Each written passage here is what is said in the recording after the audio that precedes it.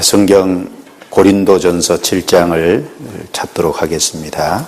고린도전서 7장입니다.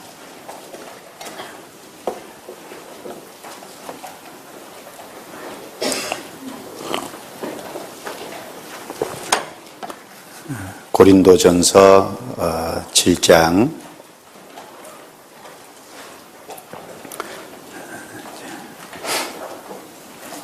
21절부터 제가 몇 구절 읽겠습니다. 내가 종으로 있을 때 부르심을 받았느냐 염려하지 말라. 그러나 자유할 수 있거든 차라리 사용하라. 주 안에서 부르심을 받은 자는 종이라도 주께 속한 자유자요, 또 이와 같이 자유자로 있을 때 부르심을 받은 자는 그리스도의 종이니라. 너희는 값으로 사신 것이니 사람들의 종이 되지 말라. 24절은 같이 읽습니다.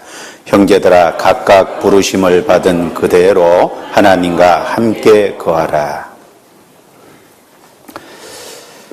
지난달 아카데미 시간에 고린도전서 1장부터 6장까지 이제 말씀을 드렸습니다. 오늘은 두 번째 시간으로 7장부터 16장까지 시간 되는 대로 말씀을 드리도록 하겠습니다.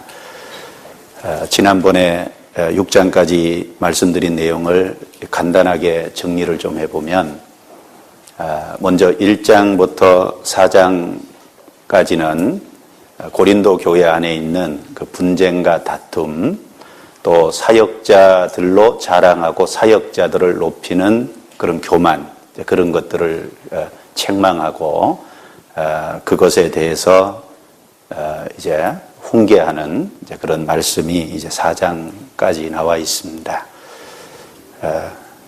우리가 받은 복음은 십자가가 중심이 되는 것으로서 그 십자가는 하나님의 지혜고 하나님의 능력이다라는 걸 분명히 밝히고, 유대인들은 기적을 좋아하고 또 헬라인들은 세상의 학문과 지혜를 추구하지만 우리는 십자가에 못 박힌 그리스도를 증거한다. 그리고 그 그리스도의 십자가는 성령의 도우심이 없이는 진정으로 깨달을 수 없다.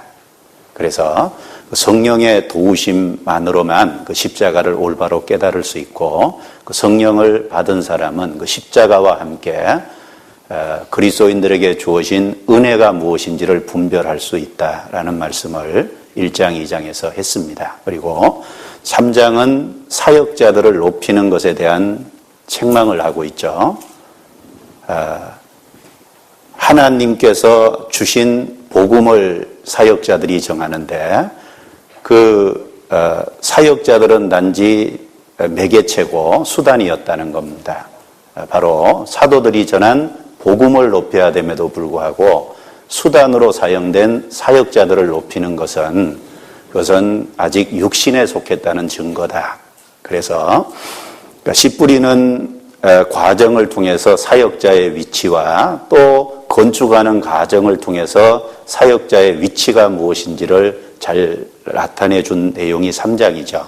그래서 씨를 뿌릴 때 농부는 씨를 뿌리고 물을 주는 역할을 한다. 그러나 식물을 싹이 나게 하고 자라는 건 하나님만이 할 수 있는 것이다. 그처럼 복음이 바로 하나님의 말씀이 씨인데, 그 사역자들은 그 말씀을 전하는 수단과 도구였고, 또 구원받은 사람에게 하나님의 말씀을 전해서 양육하는 데 쓰임받는 도구다. 그러나 아무리 말씀을 전해도 하나님께서 역사하지 않으면 싹이 나는 구원을 받을 수 없고, 또 하나님께서 역사하지 않으면 그 사람이 성장하지 못한다. 그래서 사역자의 위치는 바로 복음을 증거하는 도구다라는 것을 명확하게 언급을 하고 있습니다. 그리고 건축하는 과정을 통해서도 비유하기를, 건축할 때 기초가 제일 중요한데 기초는 그리스도다. 그리고 사역자는 그리스도라는 터 위에서 그 건축하는 쌓아 올리는 작업을 하는데, 때로는 금은 보석으로 쌓아 올릴 수도 있고 때로는 나무와 풀과 지푸로 쌓아 올릴 수도 있다. 결국은 자기가 어떻게 일했든지 자기의 상을 받을 뿐이다 라는 말씀도 고린도전서 3장에 함께 하고 있습니다.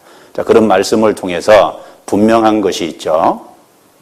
교회가 사역자를 위해서 있는 게 아니라 하나님이 교회를 위해서 사역자를 주신 거다라는 명확한 가르침을 통해서 사역자를 높여서는 안 되고 그 사역자가 증가하는 메시지, 바로 그리스도, 십자가, 하나님을 높여야 될 것을 3장의 내용을 통해서 깨우치고 있습니다. 그리고 4장에 넘어가서 모든 사람은 하나님 앞에 결국 서게 될 거다. 그러니까 주님이 재림하실 때 그 사람이 일하는 만큼 각각에게 칭찬이 있을 거니까 지금 사람이 잘했든지 못했든지 외모로 가지고 아무도 판단치 마라. 주님이 나타나실 때 틀림없이 각 사람이 행한 대로 상을 주실 거다라는 말씀을 하셨습니다. 그러니까 기록한 말씀 밖에 넘어가서 허세를 부리고 교만한 마음을 먹지 마라라는 말씀을 하시면서 바울이 자기의 수고한 것을 통해서 고린도 교회 사람들의 허세와 비교하면서 허세 부려서는 안 된다라는 가르침을 4장에 하고 있습니다. 하나님의 능력은 말에 있지 않고 능력에 있다. 그 말씀이 바로 하나님의 그 능력이 함께한다는 분명한 증거는 말 가지고 되는 게 아니라 정말 진리를 받았다면 그 사람의 진리에 맞는 경건한 삶, 능력 있는 삶, 그것이 하나님 앞에 드러나야 된다. 그래서 내가 갈 적에 말을 알아볼 것이 아니라 능력을 알아보겠다라는 그 메시지를 4장에 하고 있습니다. 그래서 1장부터 4장까지 그 말씀하는 내용의 요지는 고린도 성도들의 분쟁과 다툼, 그 사람을 사역자들을 높이는 허세와 교만 이런 것들을 책망하는 내용을 담고 있습니다. 그리고 5장과 6장에서는 음행과 고린도 교회 안에 생긴 이권 다툼에 대해서 어떻게 해야 될지 그 말씀을 했습니다. 그리고 고린도전서 6장 끝부분에 음행은 하나님 앞에 옳지 않은 거다. 구원받은 사람은 성령이 그 속에 와 계시고 그리고 그 몸은 하나님의 성령이 거하시는 성전인데 그 성전을 가지고 어떻게 음행을 할 수 있느냐. 그리고 그 육체도 하나님께서 값주고 사신 것이니까 몸으로 죄를 짓지 마라라는 명확한 가르침으로 6장 끝부분을 마쳤는데, 자 이제 7장 내용은 고린도 교회의 성도들이 바울에게 아마 질문한 내용이 있는 것 같습니다. 그래서 그 질문한 내용들에 대해서 7장부터는 일일이 답을 해나가는 방식으로 서술하고 있습니다. 7장 1절에 이렇게 시작하죠. 너희의 쓴 말에 대하여는, 그러니까 고린도 성도들이 바울에게 질문을 했다라는 걸 알 수 있죠. 그리고 고린도전서 7장 전체는 혼인에 대한 얘기입니다. 먼저 1절부터 7절까지 내용은 음행의 연고로 인해서 사람마다 아내와 남편을 둬라라는 겉면의 말부터 시작하죠. 2절 보겠습니다. 음행의 연고로 남자마다 자기 아내를 두고 여자마다 자기 남편을 두라. 물론 결혼이라는 것이 꼭 음행 때문에 죄를 안 짓기 위해서 결혼하냐, 그건 아주 수동적이죠. 물론 그 결혼하는 목적이 더 큰 목적이 있습니다. 전도서 4장 9절 말씀에 보면 두 사람이 한 사람보다 나음은 저희가 수고함으로 좋은 상을 얻을 것이며, 한 사람이 넘어지면 그 동무가 저를 붙들어 일으키려니와 홀로 있어 붙들어 일으킬 자가 없는 자에게는 화가 있도다. 그 말씀을 통해서 결혼은 하나님 앞에 좋은 상을 얻기 위해서, 하나님의 영광을 위해서 하는 것이 사실은 첫 번째죠. 그래서 혼자 할 수 있는 일보다 두 사람이 함께해서 가정을 이루면 훨씬 더 많은 일을 할 수 있고 결국 하나님 앞에 섰을 때 더 좋은 상을 얻을 수 있다는 겁니다. 그리고 서로가 서로 한 사람이 넘어졌을 때 한 사람을 붙잡아 일으킬 수 있는 좋은 장점이 있죠. 그러나 신앙의 길을 혼자 가다 보면 넘어질 수 있는데 붙잡아 일으킬 사람이 없는 자에게는 화가 있다. 그래서 결혼이라는 것은 적극적인 의미에서는 하나님의 영광을 위해서, 그리고 좋은 상을 하나님 앞에 섰을 때 얻기 위해서, 그리고 사랑하기 때문에, 맞죠? 사랑하기 때문에, 그리고 우리 젊은 청년들이 주로 생각하는 것 중에 하나가 바로 가족들을 전도하기 위해서, 뭐 이런 여러 가지 좋은 점들이 있습니다. 그러나 그 중에 또 한 가지를 든다면 음행 때문에 남자와 여자, 아내와 남편을 둘 필요가 있다라는 이야기를 6장 끝에 음행 얘기를 했기 때문에 7장에 다시 거론하고 있다라고 생각할 수 있겠습니다. 자, 그런데 이게 명령은 아니라는 거예요. 오해하시면 안 됩니다. 6절에 보죠. 6절에 남자마다 아내를 두고 여자마다 남편을 둬라.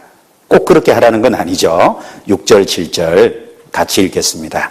그러나 내가 이 말을 하면 건도요 명령은 아니라 나는 모든 사람이 나와 같기를 원하노라. 그러나 각각 하나님께 받은 자기의 은사가 있으니 하나는 이러하고 하나는 저러하니라.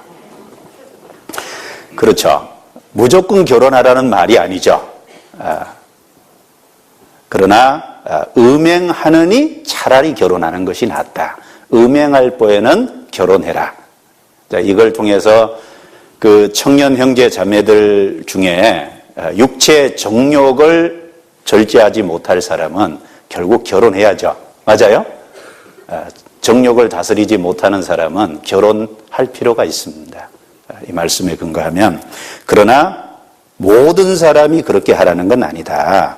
그래서 그 이후로 7절에 각각 하나님께 받은 자기의 은사가 있다. 하나는 이러하고 하나는 저러하니라.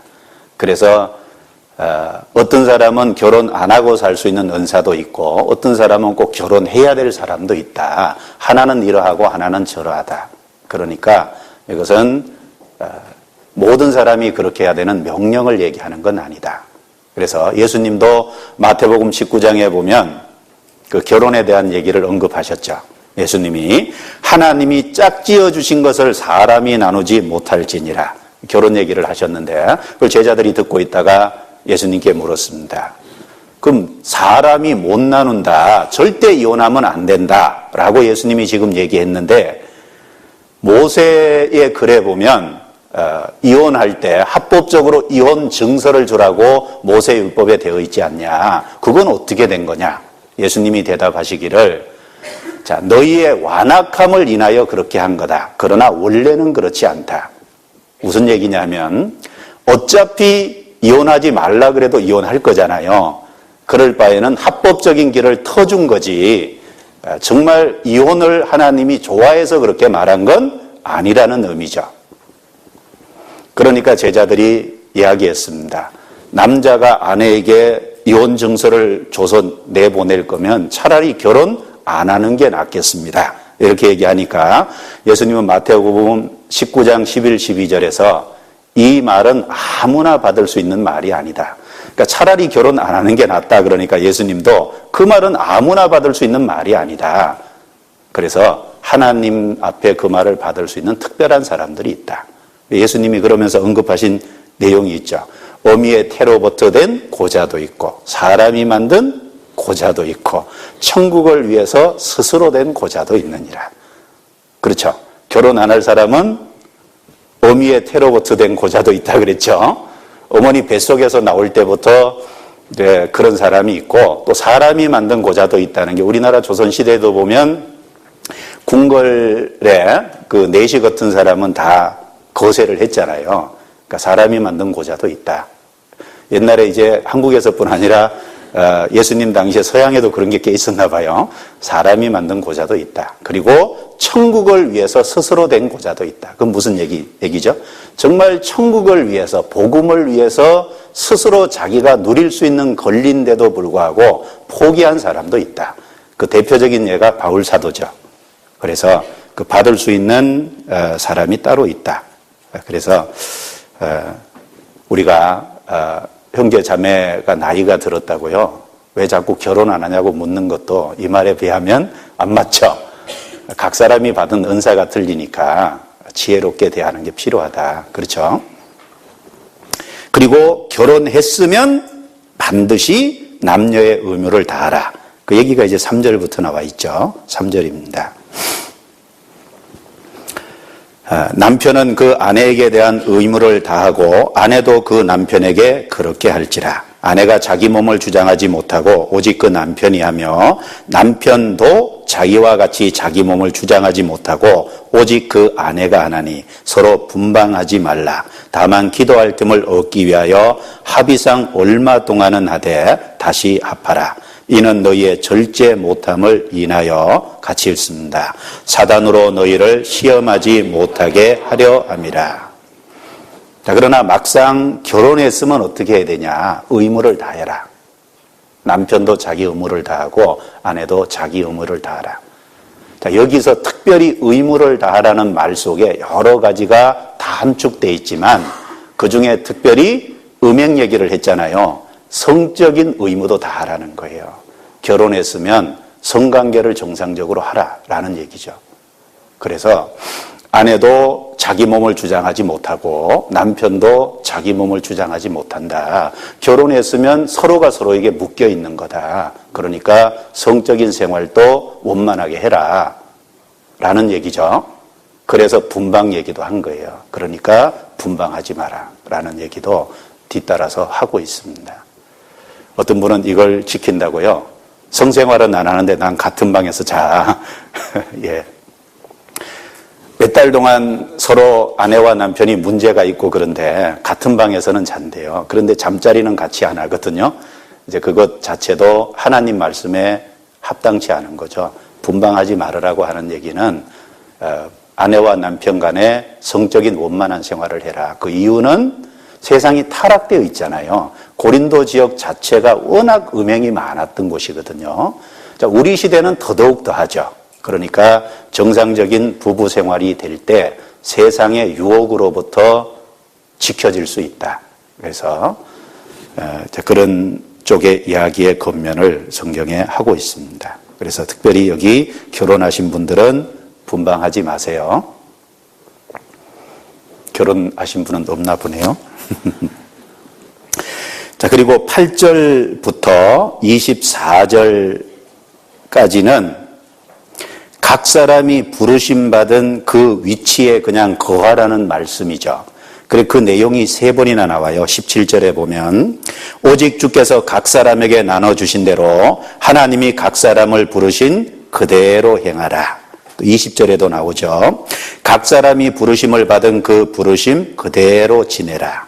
24절에도 형제들아 각각 부르심을 받은 그대로 하나님과 함께 거하라.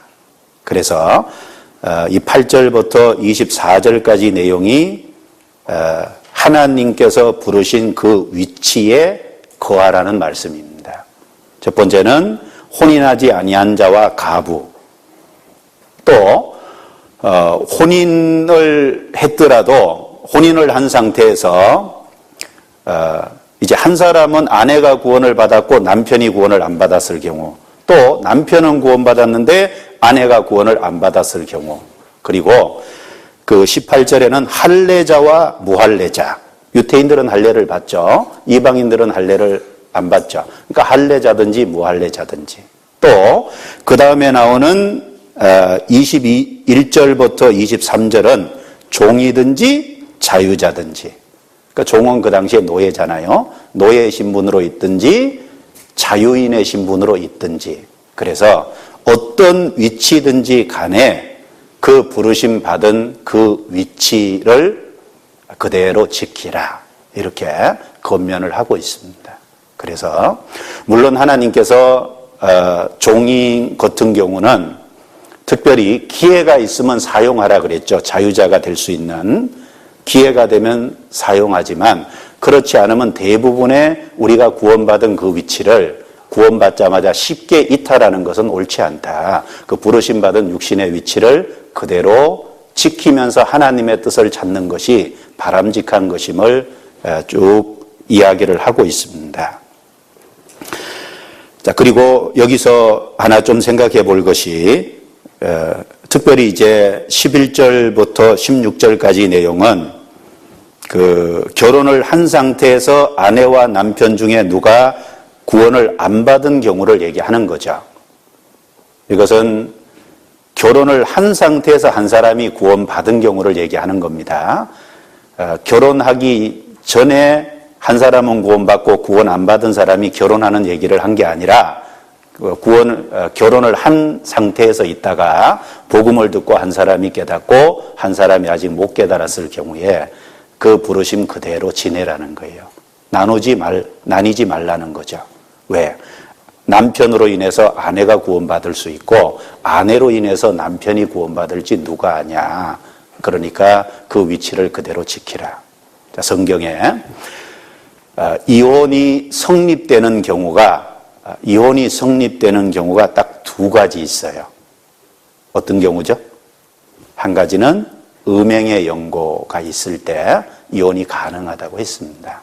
그것은 예수님이 마태복음 5장에 보면 음행의 연고 외에는 이혼하지 말라라고 예수님이 직접적으로 그 거론을 하신 내용이 있죠. 5장 32절에 마태복음 5장 32절에. 그래서 첫 번째는 이혼할 수 있는 조건이 음행했을 때입니다. 그렇다고 음행했다고 무조건 이혼하는 건 아니죠.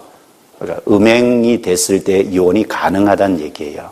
그래서 음행이 있더라도 정말 돌이킨다면 받아주는 것이 지혜로운 모습이다. 그러나 음행이 있을 때 어쨌든 이혼의 조건은 낸다라는 그 가정을 이미 파괴한 상태이기 때문에 가능하다는 거예요. 그 또 한 가지가 있죠.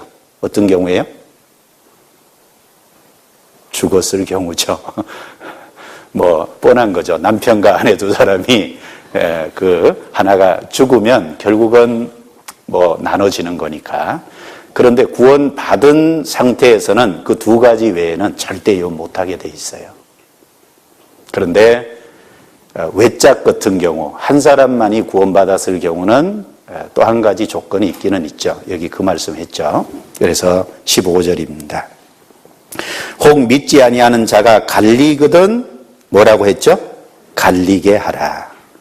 그래서 믿지 않는 아내와 남편을 뒀을 때 나는 정말 같이 살기를 원해요. 그런데 상대방이 끝까지 같이 못 살겠다고 예를 들면 집을 나가서 도망가 버렸어요. 그런데 어쩔 수 없는 거죠. 내가 이혼하기를 원해서 그런 게 아니라 상대방이 그런 거니까 갈리거든 갈리게 하라. 이제 그 경우, 이 경우도 구원이 둘 다 받은 상태가 아니에요.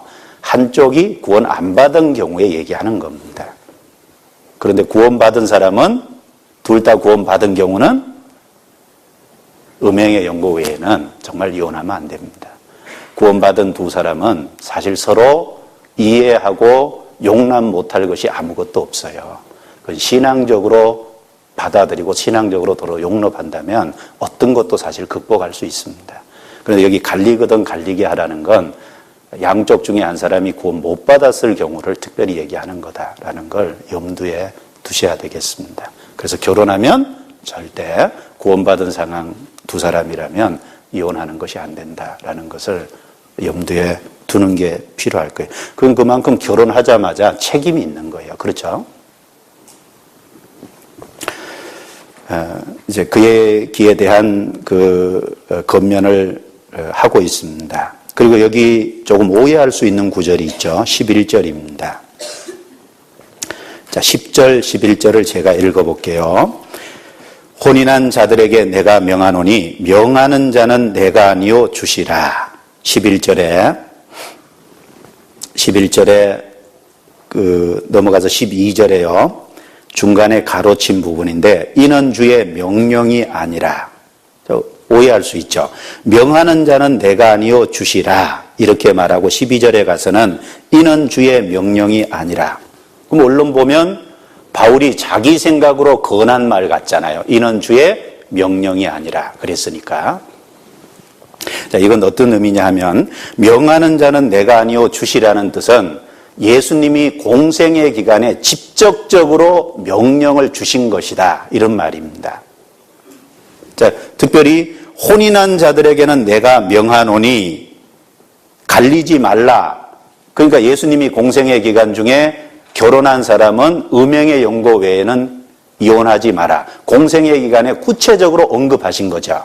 그런데 예수님이 공생의 기간에 외짝 한 사람이 구원받고 한 사람이 구원 안 받은 경우에 대해서는 예수님이 공생의 기간에 언급한 것이 없으세요. 그러니까 그걸 두고 이는 주의 명령이 아니라 그 말씀은 공생의 기간 중에 직접적인 명령을 하신 것이 아니다라는 의미입니다. 그러면 바울이 어떻게 그런 말을 할 수 있냐? 성령의 감동하심에 의해서 지금 건면하고 있는 거다라는 얘기입니다. 그래서 끝부분에 보죠. 7장 40절입니다.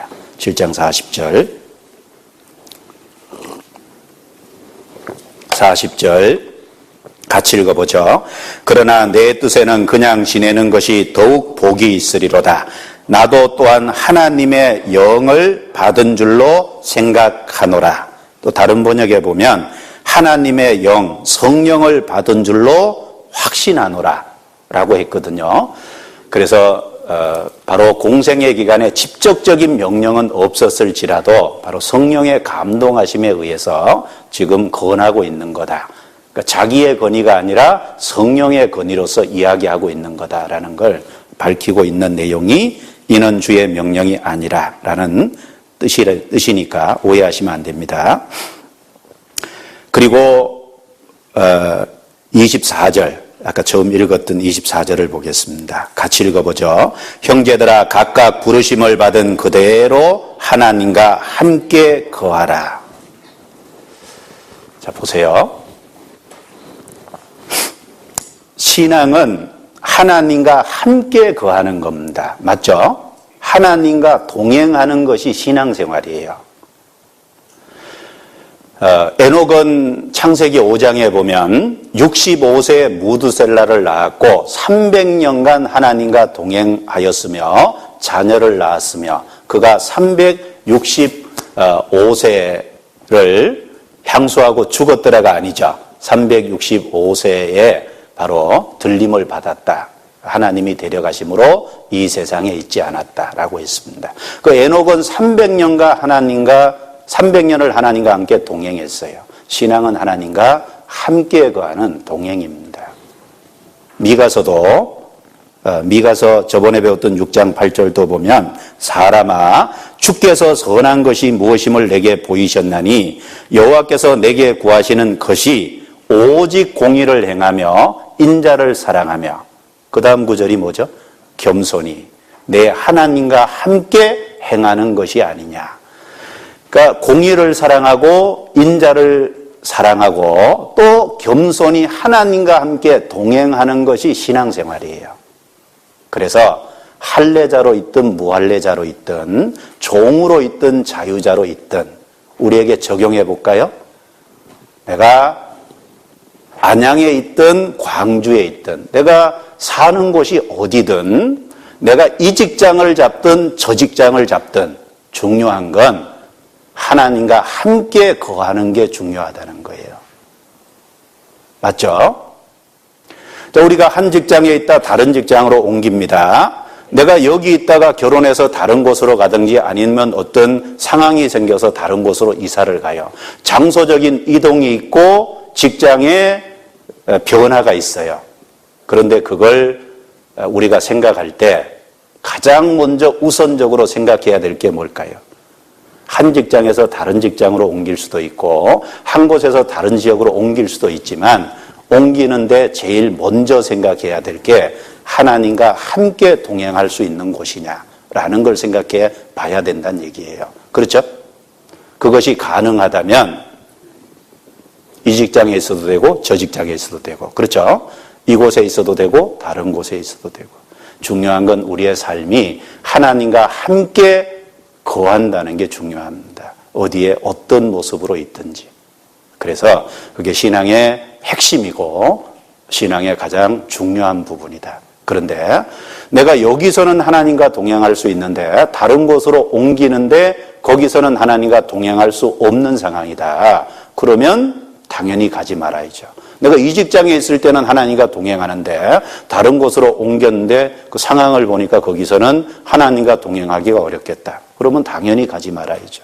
그래서 가장 우선적으로 생각할 게 하나님과 함께 동행할 수 있는 지역이 그것이 중요한 거다. 그것이 신앙의 가장 중요한 핵심 사항으로 고려돼야 될 부분이다라는 겁니다. 그리고 자, 각 사람이 부르심 받은 그대로 지내라는 말을 아까 3번이나 했다 그랬죠. 우리의 위치, 영적인 위치, 육신적인 위치가 정말 하나님 앞에 합당한 내가 위치를 잡고 있는지 잘 생각해야 될 겁니다. 그래서 그런 영육 가운데 위치가 하나님이 원하시는 위치에 내가 있는지에 대한 생각이 해보고 바른 인식을 갖고 있는 것이 필요하다. 물론 영적인 위치는 교회죠. 교회 안에 거하는 바른 모습을 가져야 된다. 그리고 25절부터 끝절까지는요. 끝절까지 내용은 그 처녀 딸을 둔 경우와 간연한 처녀 딸이죠. 결혼 정년기에 둔.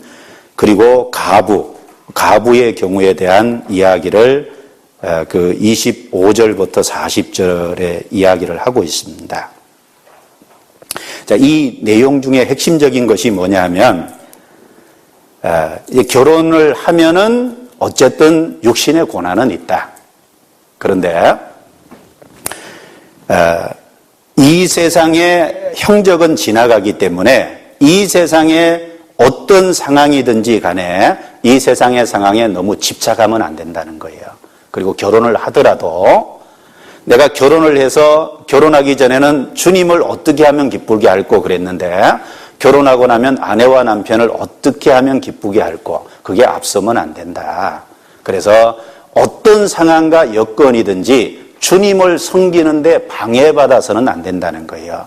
결혼해도 시집가고 장가가도 죄는 아니다.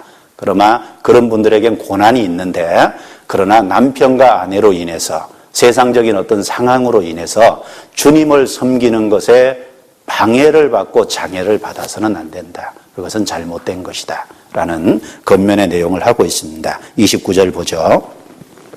형제들아 내가 이 말을 하노니 때가 단축하여진 고로 이후부터 안에 있는 자들은 없는 자 같이 하며 우는 자들은 울지 않는 자 같이 하며 기쁜 자들은 기쁘지 않는 자 같이 하며 매매하는 자들은 없는 자 같이 하며 같이 읽습니다. 세상 물건을 쓰는 자들은 다 쓰지 못하는 자 같이 하라. 이 세상의 형적은 지나갑니다.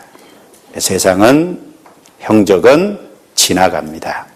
그리고 32절에 너희가 염려 없기를 원하노라. 장가가지 않는 자는 주의 일을 염려하여 어찌하여야 주를 기쁘시게 할꼬 하되 장가간 자는 세상 일을 염려하여 어찌하여야 아내를 기쁘게 할꼬 하여 마음이 나누이며 시집가지 않는 자와 처녀는 주의 일을 염려하여 몸과 영을 다 거룩하게 하려 하되 시집간 자는 세상 일을 염려하여 어찌하여야 남편을 기쁘게 할꼬 하느니라. 내가 이것을 말하면 너희의 유익을 위하며 같이 읽습니다. 너희에게 올무를 놓으려 함이 아니니 오직 너희로 하여금 이치에 합하게 하여 분요함이 없이 주를 섬기게 하려 함이라.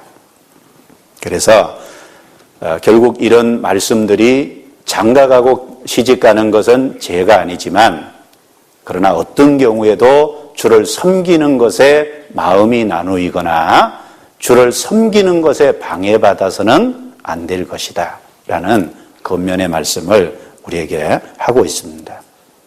그렇죠. 그런 것뿐 아니라 내 주변에 어떤 상황이 고난이 오고 역경이 오고 어떤 가정 형편이 있든지 간에 그것 때문에 주님을 섬기는 그 일을 태보하고 마음이 나누인다면 그것도 옳지 않아요. 왜? 세상 영적은 계속 지나가고 있기 때문에 거기 너무 마음에 집착하지 마라 라는 말씀입니다. 그래서 고린도전서 7장 내용은 혼인에 대한 얘기를 하면서 혼인과 관련된 얘기인 동시에 우리의 신앙 안에서 하나님과 함께 거하는, 또 하나님을 섬기는 것에 방해받아서는 안 된다라는 얘기를 권면하고 있습니다. 그리고 8장입니다. 넘기죠. 8장.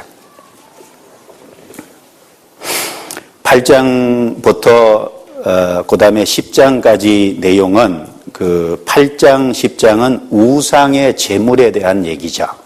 우상의 제물에 대한 얘기인데 9장에는 중간에 바울의 실예를 끼워 넣습니다. 그래서 이 8장에 이제 우상의 제물에 대한 성도들이 질문한 것에 대해서 이것도 답을 하고 있습니다. 8장 1절을 보죠. 우상의 제물에 대하여는, 그러니까 7장에는 혼인에 대한 질문도 했고 또 우상의 제물에 대한 질문도 고린도 성도들이 했겠죠. 그러니까 그것에 대한 지침을 여기 자세하게 설명하고 있는데, 먼저 1절부터 3절까지는 그리스도인들의 신앙생활의 바탕은 사랑과 겸손이어야 된다라는 얘기를 하고 있는 겁니다. 자, 그리스도인의 신앙의 바탕은 뭐가 되어야 된다고요? 사랑과 또 하나요? 겸손이어야 된다라는 겁니다. 그래서 1절부터 3절까지 제가 읽어보죠. 우상의 제물에 대하여는 우리가 다 지식이 있는 줄을 아나 지식은 교만하게 하며 사랑은 덕을 세우나니 만일 누구든지 무엇을 아는 줄로 생각하면 아직도 마땅히 알 것을 알지 못하는 것이요 또 누구든지 하나님을 사랑하면 이 사람은 하나님의 아시는 바 되었느니라. 사랑은 덕을 세운다. 지식은 교만하게 한다. 그리고 3절에 하나님을 사랑하면 이 사람은 하나님의 아시는 바 되었느니라. 자, 보세요. 신앙생활의 바탕은 말 그대로 사랑입니다. 우리가 구원받을 때 깨달은 게 뭐죠? 하나님의 사랑이에요.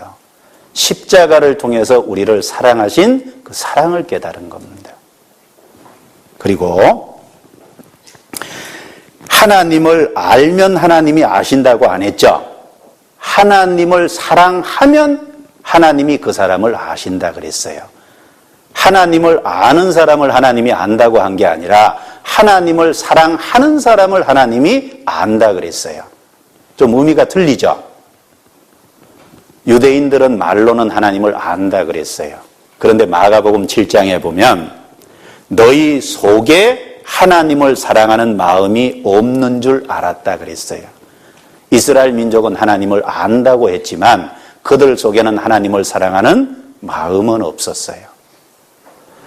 자, 베드로가 예수님이 십자가에 죽으시고 부활하신 이후에 그 부활하신 예수님 앞에서 고백한, 신앙 고백한 내용이 예수님은 내가 나를 사랑하느냐고 물었고 베드로는 자기가 주님을 사랑한다고 고백했죠.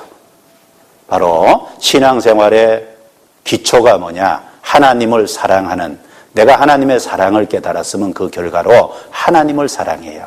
그리고 하나님을 사랑하는 사람은 누굴 사랑하죠? 이웃의 옆에 있는 형제 자매를 사랑해요. 그게 신앙생활의 그 사랑이 바탕인 겁니다.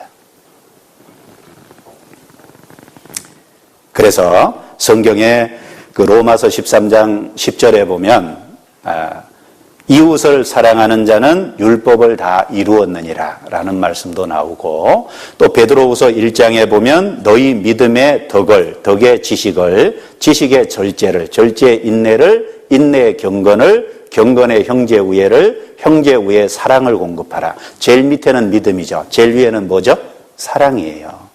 그래서 사랑은 이제 율법의 완성이다. 그래서 구원받은 사람의 삶의 바탕과 근간이 되는 것은 틀림없이 사랑입니다. 그런데 구원받은 사람이 사랑보다는 사람에게 공의, 지적하는, 판단하고 지적하고 남의 잘못을 문제 삼는 공의부터 앞세운다면 그게 잘못된 것이다 라는 얘기입니다. 그래서 사랑 없는 지식은 교만하게 해요. 그런데 사랑 없는 지식이죠. 사랑이 바탕이 안 되는 지식만 갖고 있으면 틀림없이 교만합니다. 그런데 지식이 없는 사랑만 있고 지식이 없죠. 하나님의 말씀에 대한 지식이 없으면 그 사람은 사람을 잘못된 대로 인도할 수 있어요. 그래서 우리는 사랑이 바탕이 된 상태에서 그 위에 하나님의 말씀으로 무장하는 것이 마땅하다는 겁니다. 그것이 순서죠.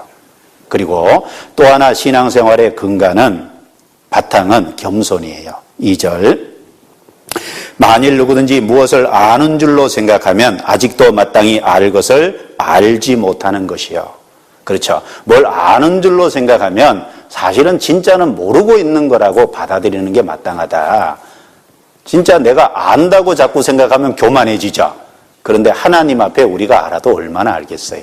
그래서 아는 줄로 생각하면 마땅히 알 것을 알지 못하는 거다. 그래서 예수님도 나는 겸손하고 온유하고 겸손하다. 겸손이 우리 신앙생활에 마땅히 바탕이 돼야 된다. 그래서 사랑과 겸손이 바탕이 되는 그것이 신앙생활이라는 걸 1절에서 3절에 이야기하고 4절에서부터 6절은 이 세상에는 신이라 하는 자가 많다. 세상에는 종교가 많죠. 그러나 우리에게는 한 분 하나님밖에 없다. 진정한 신은 하나님밖에 없다. 라는 것을 우상의 제물에 대해서 얘기하기 전에 이 세상의 우상은 다 가짜고 실제로 우리에게는 한 분 하나님이라는 참신이 있다는 걸 먼저 4절부터 6절까지 이야기를 하고 있습니다. 그래서 5절, 6절을 제가 읽습니다. 비록 하늘에나 땅에나 신이라 칭하는 자가 있어 많은 신과 많은 주가 있으나 같이 읽습니다. 그러나 우리에게는 한 하나님 곧 아버지가 계시니 만물이 그에게서 났고 우리도 그를 위하여 또한 한 주 예수 그리스도께서 계시니 만물이 그로 말미암고 우리도 그로 말미암았느니라. 그렇죠. 이것이 분명하죠. 또 신앙의 핵심이죠. 그런데 7절에 읽겠습니다. 그러나 이 지식은 사람마다 가지지 못하여 어떤 이들은 지금까지 우상에 대한 습관이 있어 우상의 제물로 알고 먹는 거로 그들의 양심이 약하여지고 더러워지느니라. 자, 보세요. 한 분 하나님만이 있고 우상은 거짓되죠. 그런데 이 고린도 교회 안에 우상 숭배하던 사람이 이제 구원을 받고 들어왔겠죠? 그런데 그 우상에 대한 습관을 가지고 여전히 우상의 제물을 생각 없이 먹는 사람들이 있었던 거예요. 그래서 우상의 제물인 줄 알고 먹음으로 여기 뭐라 그랬습니까? 양심이 약하여지고 더러워졌다. 알고 먹음으로 인해서 양심이 무디어지고 양심이 감각이 없어졌다는 겁니다. 구원받으면 옛 습관은 버려야죠. 그래서 에베소서 4장 22절에 보면 썩어져 가는 구습을 쫓는 옛사람을 벗어버리라 그랬죠. 구원받으면 뭔가 습관을 이제 잘못된 습관은 다 버리고 바른 습관을 이제 키워나가야 되잖아요. 그런데 고린도 교회 성도들 중에 우상에 대한 그 잘못된 습관을 가지고 우상의 제물인지 알고도 그냥 먹음으로 인해서 양심이 더러워지는, 무감각해지고 무디어지는 그런 사람들이 있었다라는 겁니다. 그래서 그 문제 때문에 이제 이야기를 하는 거죠. 8절에 제가 읽습니다. 식물은 우리를 하나님 앞에 세우지 못하나니 우리가 먹지 아니하여도 부족함이 없고 먹어도 풍성함이 없으리라. 그런즉 너희 자유함이 약한 자들에게 거치는 것이 되지 않도록 조심하라. 10절 같이 읽습니다. 지식 있는 내가 우상의 집에 앉아 먹는 것을 누구든지 보면 그 약한 자들의 양심이 담력을 얻어 어찌 우상의 제물을 먹게 되지 않겠느냐. 자, 이 10절에 지식 있는 내가 우상의 집에 앉아 먹는 것을 누구든지 보면, 자, 우상의 집에 앉아서 먹는다는 의미가 뭘까? 먼저는 좀 전에 7절에 생각했던 것처럼 그 우상에 대한 습관을 가지고 잘못된 태도로 우상의 집에 앉아 먹는 경우도 있을 수 있고, 또 한 가지는 우상의 집에 앉아 먹는데 우상의 제물은 먹지 않아도 다른 음식을 먹는 경우도 있겠죠? 그러면 신앙이 약한 사람들이 보면 우상의 집에 앉아서 먹으니까 우상의 제물을 먹는다고 오해할 수 있잖아요. 제가 우리 애들이 어렸을 때입니다. 초등학교, 큰애가 초등학교 당시 때인데, 한 번은 이제 시골 갔다가 집에 왔는데, 큰애가 저한테 막 다그쳤어요. 아빠 왜 술 먹었냐요?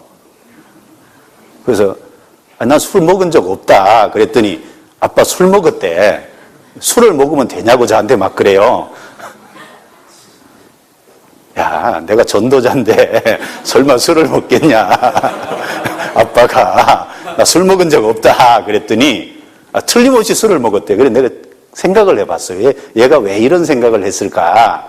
그랬더니 이제 돌아봤는데 그 가족들이 모였잖아요. 안 믿는 가족이 있으니까 이제 상 위에 술이 있었던 거예요. 그러니까 이제 그걸 보고 아빠도 술을 같이 먹었다라고 이제 애가 생각하게 된 겁니다. 그래서 제가 애한테 그 얘기를 듣고요. 사실 크게 좀 반성을 했어요, 그때. 마치 그것처럼 우상의 집에 앉아서 우상의 제물은 먹지 않더라도 다른 음식을 먹으면 틀림없이 우상의 제물을 먹는다고 신앙이 약한 사람은 생각할 수 있죠. 그러니까 다른 사람도 담력을 얻어서 우상의 제물을 똑같이 먹게 되지 않겠냐. 그러니까 너는 문제가 안 돼도 다른 신앙이 약한 사람을 배려해야 되는데 배려하지 않은 것은 네가 잘못이다 라는 얘기를 여기 말을 하고 있습니다. 그래서 우리가 신앙생활의 삶 중에 내게 문제가 안 돼도 다른 사람에게 문제가 되는 것이 있어요. 그렇죠? 그럴 적에는 특별히 조심하는 게 필요합니다. 그래서 예를 들면 그 중에 순대 먹냐 안 먹냐 가지고 자꾸 이제 논쟁거리인데, 뭐 먹는 분은 그래요. 야, 이거 필요한 게 아니라, 필요한 게 아니라 이거는 뭐 다른 거로 했다더라. 그런데 다른 분이 보면 저 안에 피가 있다고 생각하고 피 있는 걸 먹는다고 생각하면 자기도 똑같이 먹을 거 아니에요. 그래서 음식은 사람을 세우는 것이 아닌데 자기가 아무 문제가 안 된다고 다른 사람에게 걸림을 주고 다른 사람의 신앙이 연약한 걸 넘어지게 하면 안 된다. 이제 그런 작은 예인데 그걸 생각을 하라는 겁니다. 그리고 11절에 같이 읽겠습니다. 그러면 내 지식으로 그 약한 자가 멸망하나니 그는 그리스도께서 위하여 죽으신 형제라. 자, 그리스도인의 신앙은 그리스도께서 위하여 죽으신 사실에 근거하고 있죠. 구원받은 사람의 신앙은 그리스도께서 우리를 위하여 죽으셨다는 사실에 근거하잖아요. 그런데 죽어서 구원해 주신 그 형제를 실족케 하는 큰 죄가 된다는 거예요. 그래서 12절에 이같이 너희가 형제에게 죄를 지어 그 약한 양심을 상하게 하는 것이 곧 그리스도에게 죄를 짓는 것이니라. 그래서 이 11절, 12절이요. 사실은 중요하게 생각해 봐야 돼요. 우리 신앙의 기본과 근거는 그리스도께서 우리를 위하여 죽으셨다는 사실에 근거하고 있고, 그리고 동시에 그 사실로 말미암아 구원받은 형제 자매인데 그 형제 자매 한 사람을 넘어지게 하면 결국 주님께 죄를 짓는 거다. 거꾸로는요. 그 형제 자매를 위하면 결국 주님을 위하는 것이 된다. 그렇죠? 형제 자매에게 죄를 짓는 것이 곧 주님께 죄를 짓는 거고, 형제 자매를 세우는 것이 결국 주님께 하는 것이 된다라는 그 기초적인 사실을 우리 마음에 확실히 하고 있어야 됩니다. 그래서 마태복음 25장에 보면 예수님께서 마지막 심판대를 언급하면서 오른쪽에 있는 사람들에게 말하기를 창세전에 예비된 나라를 상속하라고 하면서 그 오른쪽에 있는 사람들에게 얘기했죠. 내가 벗었을 때 너희가 날 입혀주지 않았냐. 내가 배고플 때 너희가 먹을 것을 줬다. 내가 나그네 되었을 때 너희가 돌아봤고 내가 옥에 갇혔을 때 너희가 찾아와 봤다. 그러니까 오른쪽에 있는 사람들이 아니 예수님 우리는 그렇게 한 적 없습니다. 우리가 언제 주님이 굶주릴 때 우리가 먹을 것을 주고 언제 헐벗을 때 우리가 입을 것을 줬나이까? 언제 목마를 적에 마실 것을 드렸나이까? 예수님 대답이 이 지극히 작은 소자 하나에게 한 것이 곧 내게 한 것이니라. 그 대답이세요. 그래서 형제에게 죄를 짓는 것이 주님께 죄를 짓는 거고 형제에게 잘하는 것이 주님께 잘하는 거예요.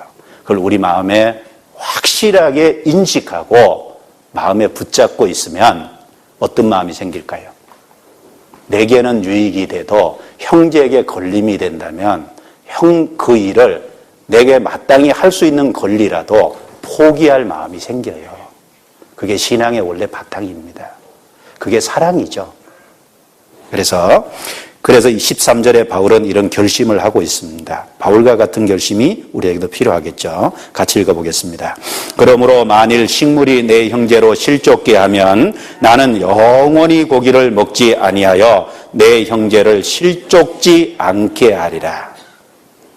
자, 바울이 고기 먹는 건 아무 문제가 안 되죠. 먹을 수 있는 권리가 있어요. 뭐 이제는 레위기 11장에 있는 대로 쪽발이 갈라지거나 이제 되새김질하는 것은 못하는 건 먹지 말고 쪽발이 갈라지지 않고 되새김질 못하는 거. 그러나 쪽발이 갈라지고 먹으라. 이 복잡한 규정이 있는데 이제 신약 시대는 그것이 모두 다 해방됐잖아요. 근데 이 바울이 살 때는 가도기적인 상황이에요. 그렇죠? 그래서 정말 형제에게 내가 문제가 된다면 고기를 평생 안 먹을 수 있다. 형제를 위해서 내가 마땅히 할 수 있는 권리임에도 불구하고 나는 형제를 위해서 내 권리를 정말 포기하겠다고 결심하고 있는 겁니다. 이와 같은 결심이 어디서 나오죠? 형제에게 죄를 짓는 것이 주님께 죄를 짓는 거고 형제에게 잘하는 것이 주님께 잘하는 것이라는 믿음에서부터 그런 결심이 나올 수 있다는 거예요. 그런 마음에 믿음이 있고 그걸 붙잡는다면 13절처럼 우리도 마음에 결심을 할 수 있다는 겁니다. 그런데 왜 형제 자매가 걸림이 되는데도 행동을 함부로 하고 말을 쉽게 하냐? 이유는 형제에게 죄를 짓는 것이 주님께 죄를 짓는 거고 형제 자매에게 잘하는 것이 주님께 잘하는 것이라는 마음의 그 진리를 붙잡지 않고 있기 때문에 함부로 행동하는 겁니다.